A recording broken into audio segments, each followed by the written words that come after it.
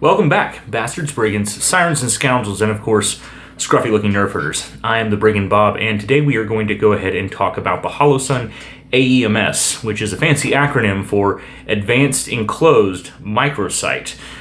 So, without any further ado, let's go ahead and jump right into it.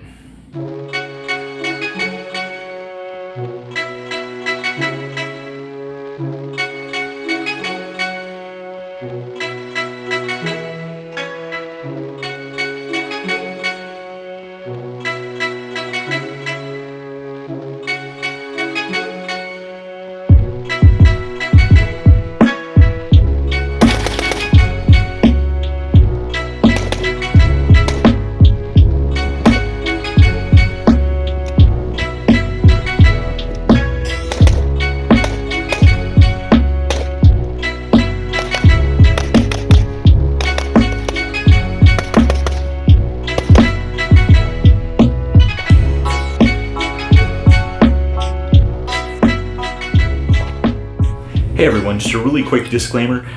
All of the products that you see here are purchased by me. All of the ammunition is purchased by me. We don't have anybody sponsoring this channel. We don't have anybody sending us any of these products to test and review.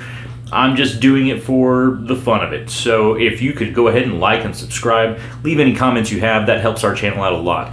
Alright, that's all I have to say. We're going to go ahead and get back to the video. Now I ordered this optic when it first launched and first came out, I want to say back in August, and it arrived in September. Maybe I ordered it slightly before August. I don't remember exactly when in 2021 it launched, but I bought it as soon as it launched, and it arrived in September. I did an unboxing video, which I never posted, and I did like a little 1-minute short kind of rundown of that just recently as a preview to this full review. But I've been running this on my 11.5-inch upper for, well, ever since September of 2021. So about 6 months now. It's got about 2,000 rounds through it, roughly. And I gotta say, at this point, it is probably my favorite optic, if not definitely my favorite optic. So this is the box that it came in. Won't go through the whole unboxing thing. I might throw some video in this video. I might go ahead and splice in earlier video that I took when I first got it and unboxed it and everything. But it came in this box, which is fine. It's nothing fancy or anything like that. But to give you the quick rundown, it has a 2 MOA red dot on it. It also has a 65 MOA circle around that red dot. Now you can toggle between the red dot, the circle with no red dot in the center, and the circle with the red dot in the center. Now just the red dot by itself, it's got a 50,000 hour battery life. With the circle around the red dot, it has about a 20,000 hour battery life. Now for me, the whole purpose of getting this particular optic was for this donut of death. I have plenty of red dots. Primary Arms makes a great micro red dot for like about 130 or 140 bucks with a 50,000 hour battery life on it. It is a fantastic red dot. If you want a red dot, and I run it on both of my 300 blackout uppers. In addition to that, unlike a lot of red dots, it's got a much larger field of view in the window, and it makes for a much faster target acquisition and sight picture, which I absolutely love. So I run the Circle of Death and the Donut of Death with the red dot in the center. It's about a 20,000 hour battery life. And I also use the automatic ambient light detection with this little solar panel strip up at the top of the optic. So what that does is allows you to be able to throw it in your car, and if it's covered up, it's going to dim down quite a bit to adjust to ambient light. So in the dark, you're not getting a bright bloom of light that's washing out your entire sight picture. And then when you're out in the sunlight shooting in the daytime, which I was earlier today, you get a nice bright red circle. It will automatically turn off, but it has shake awake, so the second it detects motion, it's going to come back on. Since this runs around in my car with me, it's definitely staying on a good portion of the time. Anytime I'm driving around, it's turning on and turning off a matter of time later. So there is that, but that's another reason that I keep the ambient light setting on, is so that it is operating at a very dim setting, because it's sitting somewhere tucked away with like no light at all, so it's turned down quite low. So I'm going to milk the most I can out of that 20,000 hour battery life. Probably get significantly more than 20,000 hours, since there's plenty of time that it just sits in my car and my car is not moving around or doing anything. So we'll see. I haven't replaced the battery since I got it, and I don't plan on replacing it anytime soon. I'm just going to see when it dies. It takes a CR2032 battery, which all of these optics do these days. It's not etched or anything like that. It's just an LED projection onto the glass. It has these great little protection lenses, which I really like, partially because, especially when you're cleaning your gun after taking it to the range, you're going to really get your window dirty. You can get dust, debris, soot, whatever on this thing, and if it gets to be too much and wiping it isn't really doing the trick, you're just smearing sludge all over the place, you can just go ahead and pop that down. It's the same on the front. It also adds an extra layer of protection, which I think is fantastic. So I don't know if I just pushed the button. Yeah, okay. I did not. So we're not going to get into, you know, how you operate it and whatnot. There's an instruction manual that comes with it, and I don't remember off the top of my head. I know that you can go ahead and adjust here the buttons on the side, up, down, to adjust your brightness settings. So I have noticed, particularly if you're moving in and out of bright spaces to dark spaces and dark spaces to bright spaces, the big downside is if you're in a dark space and you run your reticle over a bright space, it's going to wash it out completely. It can't tell that there's light out in front of you. It can only tell, it's only got a sensor up top, so it just knows that you're in a dark place. So it's going to have a much dimmer projection, and if you pan over something with a lot of light, it's going to wash it out. And if you pop light in the direction that you're aiming it and you're in a dark room, again, that light's not coming down on top of the sensor, so it is going to wash out your reticle. So it's something to keep in mind. If I am running around in a dark space, I will actually go ahead and just manually bump up the brightness setting so that I'm not washing it out if I pop light. I've heard that they have added additional sensors since I've purchased this, in models released almost immediately after I purchased it, which is kind of annoying, but I'm glad to hear that they took care of it. That's what I'm hearing anyway. The 507C, I want to say it's the 507C, which is the open emitter optic sort of version of this that has better sensors, is what I'm being told, and that it will detect, you know, light in front of you and automatically brighten the reticle.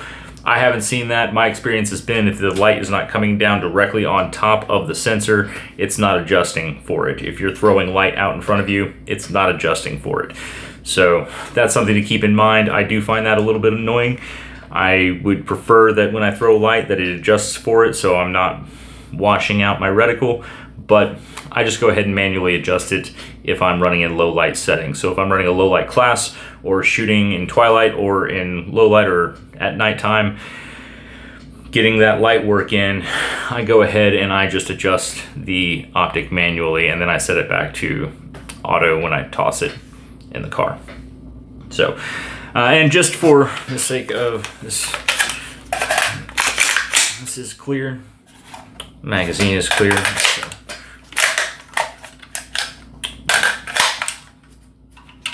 So. All right. So, I want to say that the optic was around $300 or $300 something when I purchased it. So if you are looking to get something that is kind of like an EOTECH, but you're not looking to spend the $600 or $700 on an EOTECH EXPS3, then this is a really good option. It's also very lightweight. With the batteries it takes, the CR2032 is super lightweight. This housing is very lightweight. The mount is very lightweight. and I have found that it works very well with a G3 magnifier, which a lot of red dots are going to work pretty well with the G3 magnifier. It's kind of hard to go wrong. So I've run this magnifier with this setup with a lot of success. I've really enjoyed it. It is a QD magnifier, so I can pop it off anytime I want to, but it doesn't add a ton of weight, so kind of fine with leaving it like it is. I haven't really had height be an issue. I've noticed that the height works pretty well for me, and I haven't really had any problems with the height, so I kind of like running it at the height that it's at.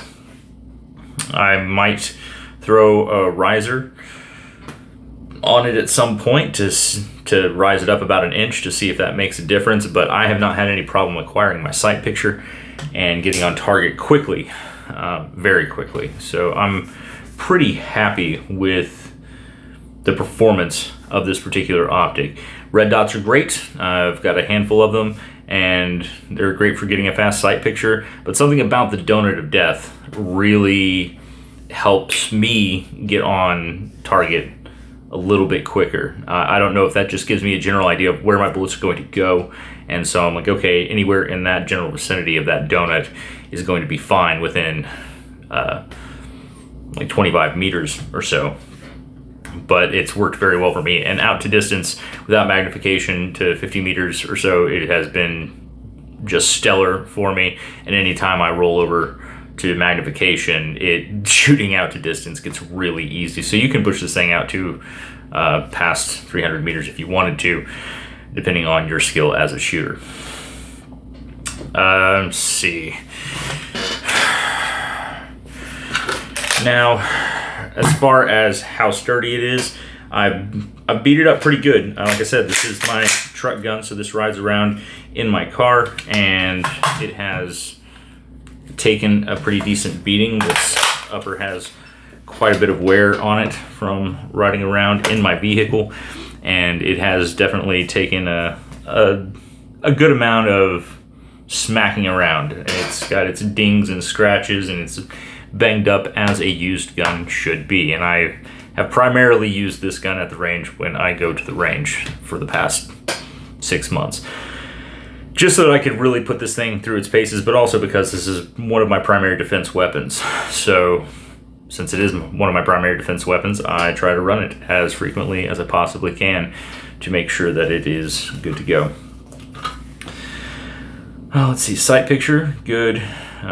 You can use the donut of death for your holdovers as well in CQB distances, which I find to be pretty awesome. So if you're about like 7 or 10 in, or something to that effect, you can hold at the bottom of the bottom hash of the donut of death, and that is your hold. You know that is where the bullet's going to go at about that distance. So knowing those holds is super helpful, and having that donut of death again is super helpful. You're not having to do holds based off of guesstimation, trying to estimate your inches and whatnot in distance. You've actually got a point of reference. So again, that's why I prefer the donut of death. Honestly, if I could put this on every CQB upper that I have, so if I could put this on both of my 300 blackouts, I would. If I could trade in the red dots that I'm running right now on both of those 300 blackouts for 2 more of these guys, I absolutely would. This is going to be about twice as expensive, or a little bit more than twice as expensive as those micro red dots, for sure. But in my opinion, definitely worth it from a performance aspect, and certainly on 300 blackout, it's nice to have a point of reference for holds, because you aren't going to have a point of impact shift when you shift around to different ammo. 300 blackout's kind of notorious for that. So I think this would be a great optic for 300 blackout for that reason. Just awesome. So if you are not going to get an EOTECH, this seems like a great gun to get instead. Or I'm sorry, not great gun. This seems like a pretty good alternative optic to an EOTECH if you are looking for an alternative to an EOTECH. I know there's some others out there, but as far as price points go and durability and features, I've got to say this thing really takes the cake. It comes with a neat little tool for you to be able to change out the battery in the event that you need to. But if you lose it, you'll be able to use a star Allen wrench and still replace the battery. It's not that big of a deal. You have very positive clicks on your windage and elevation adjustments. But once you get it dialed in, I've had no problem with this guy holding 0 over 2,000 rounds in 6 months and getting the shit beat out of it, bouncing around in my trunk and being moved in and out of the car frequently. This thing has held 0 wonderfully. I have not had to re-zero it since I zeroed it when I first got it. So it's held 0. It has stayed true. When I put the donut of death over the target, I get my hits on target. If I slow down and take my time and use my holds and use the bottom of that circle and the bottom hash when I'm in close distance, I hit exactly what I'm aiming at. So A-zone shots on the head and whatnot at close distances with holds, not a problem. Again, really like that. So to recap, pros, fantastic reticle with great reference points. It's very much like an EOTECH in a lot of ways, but crisper because it's not holographic, it is LED, so you don't have that kind of gritty holographic projection. You do have that very crisp LED projection. And you've got a very durable housing that it resides in that takes a pretty stiff beating. You've got these great lenses, lens protectors that pop down in the event you need to get them out of the way because they get covered in soot or mud or it's raining or snowing outside or whatever. It's an enclosed emitter. So unlike the Holosun 507C, I want to say it's the 507C. If I'm fucking it up, I'll put it somewhere in the video and correct myself. But unlike the open emitter that they have, you don't have to worry about anything getting in there and futzing with the emitter in your sight picture, which is phenomenal. It has a 20,000 hour battery life with the full reticle, donut of death, and dot. It has a 50,000 hour battery life if you just want to run the dot. And even though there are other micro dots out there, for certain, this thing does have a much bigger box and field of view. So you are going to pick up that dot quicker than you would on smaller tubes. It's just how it works.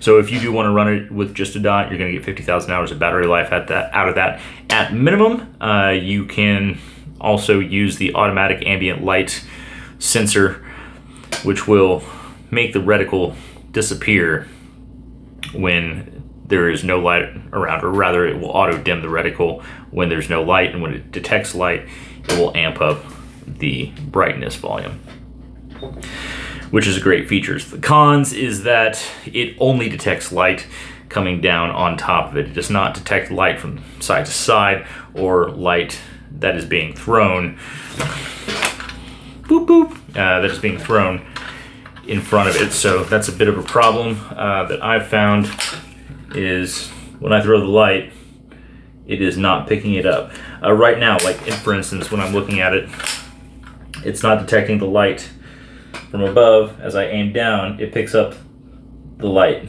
being thrown at me from my lighting, and it brightens up. But if I move up, it's almost entirely washed out. And if I pop my light, it is entirely washed out. I can't see it. That's a problem. I don't like it. So when I am running any low visibility shooting scenarios, I go ahead and I just automatically adjust the brightness settings manually to accommodate for that. I would recommend doing the same. Now, again, I have heard that that's been addressed in newer models of the AEMS. There's also a low budget AEMS version that's available. It doesn't have the lens covers. It doesn't have the donut of death. It's just the dot. I wouldn't do it. I don't think I would really go for that. I think if you're going to get this thing, I think where it really shines is the full package with everything in it. And if anybody has picked this up since it's been released and they have fixed the sensor issues for the light detection, please let me know in the comment section below, because I'd love to hear about other people who have run this optic, or hear from other people who have run this optic. But overall, I think it's a buy. It's definitely got features that the EOTECH doesn't have. I'm not going to say that it's bomb-proof in the way that the EOTECH is, because that thing is combat-proven for over 2 decades.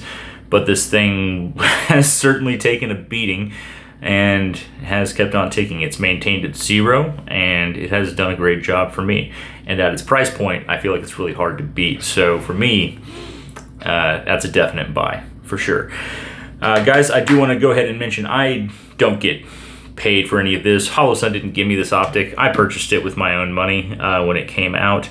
I purchased everything with my own money because I am a nobody, and nobody is giving me anything for free, as cool as that would be. And even if they were, that wouldn't really impact my review of something. If something sucks or if there's a downside to it, I'm going to say so. Much like this ambient light detection thing. Not super thrilled about it, but it is a battery saver when you toss it in your car and it's in the dark. So there is that.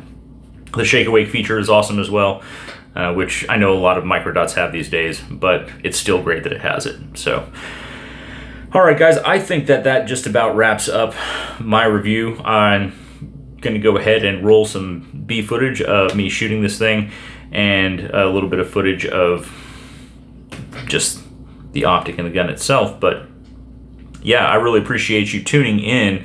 Thank you so much. If you have any questions or comments, please leave them in the comment section down below. Since I don't really get a lot of those right now, I try to answer every single one of them that people leave. And yeah, please remember, be kind, be compassionate, be empathetic, but still remember to be dangerous. And thanks for watching.